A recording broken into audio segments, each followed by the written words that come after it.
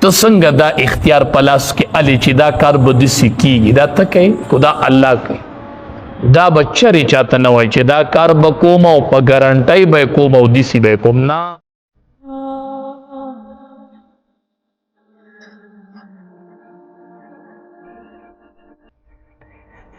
وای زه به تعویض کوم او په ګارنټۍ تعویض کوم څنګه په ګارنټۍ تعویض کوي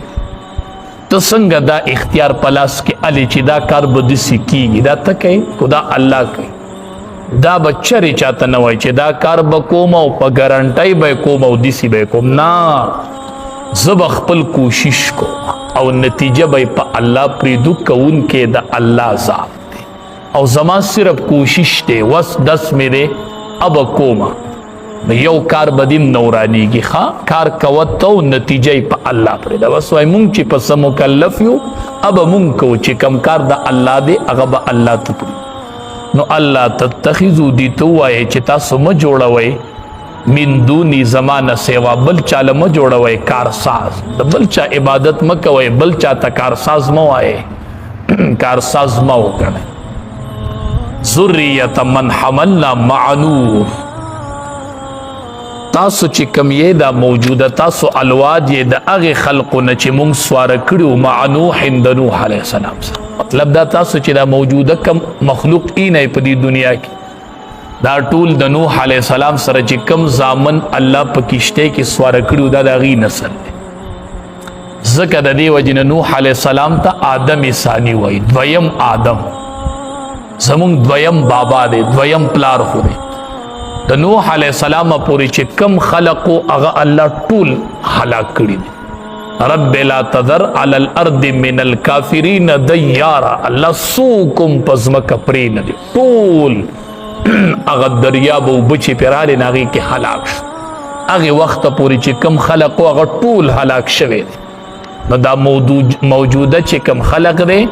دا چې د نوح علیه السلام زامن د هغه سره په کشتۍ کې دا د هغه الواد دی دا موجوده ټول د نوح علیه السلام د زامنو الواد دی ځکه نوح علیه السلام ته آدم ثانی وایي دا دویم آدم دی دا موجوده الواد ټول د ده دی ذریة من حملنا تاسو چې کم الواد یې د هغې خلقو نه یې چې مونږ سواره کړي د نوح علیه السلام سره انه کان عبدا شکورا بیشک و د نوح علیه السلام بنده شکر گزار نوح علیه السلام ډیر شکر گزار بنده د الله به شکر ادا کو نو دې کې مونږ او تاسو ته تعلیم دی چې پیغمبران شکر ادا کوي نو تاسو له څه شوي دي چې تاسو شکر نه ادا کوئ د اسمان صفت ځان کې پیدا کو چې خلقو له به نفع ورکو او نقصان به نه ورکو بله وإلى الجبال كيف نصبت الله وی دی غرونو ته نه ګورئ دا څنګه ودرول شوي دی غر ته وګوره نو غر ته مونږ ټول ګورو نه مړه دی غر کې یو صفت دی هغه تېرواله صفت څه دی هغه استقلال دی غر په ځای ټینګ ولاړ دی هوا چې راځي نو غر سنډولی شي نو د ونې په شان سنډېږه مو چې نن داسې ځي او بله ورځ داسې ځي او نه د غر په شان محکم ودرېږه محکم ټینګ په عقیده ودرېږه په اسلام ودرېږه په نظریه وله ونې په شان نه چې یو دی دې پله سنډي او بل دی اپله سنډي او بل دی اپله سنډي نه مستقل مزاجي د غر نه رواله د غر نه استقلال زده کوي او بیا اخر کې وایي وإلى الارض کیف سطحت دې ځمکې ته نه ګوري چې څنګه خوره شوې ده نو دې ځمکې ته مونږ ګورو په دې ځمکه کې یو صفت دی څه صفت دی هغه عجزي ده څه ده عجزي ده ګوره خلق یې په سخصورو کنیو په ټیکټرو یاړه یو غټ غټ کویان پکې کني ځمکه چاته غږ نه کوي نو داسې په ځان کې صفت د عجزۍ پیدا کا نو د اوښ نه صفت د تابعدارۍ رواله د اسمان نه صفت د نفع رواله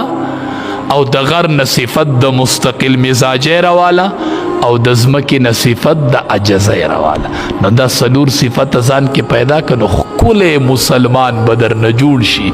دا څلور صفته که چا په معاشره کې پیدا کړل د ټولو خلقو مشکلات به ختم شي رب العالمین دې عمل کولو توفیق راکړي انس رضی الله تعالی عنہ چې وفات کېدو نو د خو د نبی علیه السلام ډېر خدمت کړی وی چې مړ شمه غسل راله راکئ